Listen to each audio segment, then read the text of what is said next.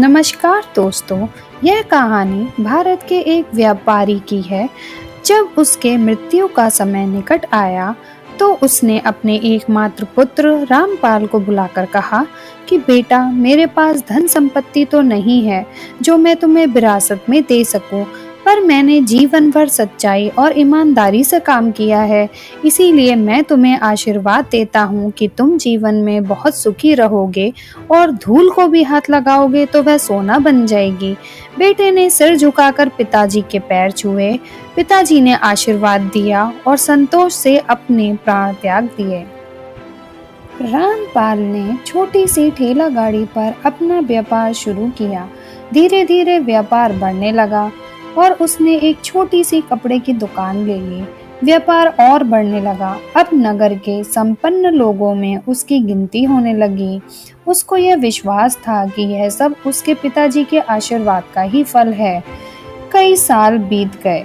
वह विदेशों में व्यापार करने लगा। जहाँ भी व्यापार करता उसे बहुत लाभ होता। एक बार उसके मन में आया कि क्यों ना मैं नुकसान का अनुभव करूं। तो उसने अपने मित्र से पूछा कि ऐसा व्यापार बताओ कि जिससे मुझे नुकसान हो। मित्र को लगा कि इसको अपनी सफलता का घमंड हो गया है। उसने बताया कि तुम भारत में लौंग खरीदो और जहाज में भरकर अफ्रीका के जंजीबार में जाकर बेचो। रामपाल को यह बात ठीक लगी, क्योंकि जंजीबार तो लौंगों का देश है। वहां से लौंग भारत में लाते हैं तो नुकसान साफ दिखाई दे रहा है।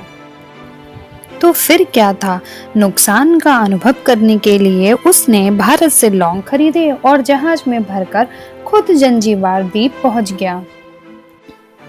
रामपाल ने वहां पहुंचकर रेगिस्तान में सुल्तान और उसके सिपाहियों को कुछ तलाश करते हुए देखा और उसने पूछा, आप लोग क्या ढूंढ रहे हो? सुल्तान ने बोला कि मेरी एक अंगूठी जो फकीर का आशीर्वाद थी यहाँ कहीं खो गई है, हम लोग उसी को ढूंढ रहे हैं।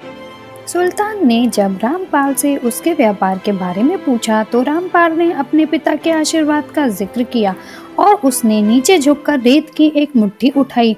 जैसे ही उसने रेत को गिराया, उसमें सुल्तान की खोई हुई अंगूठी मिल गई।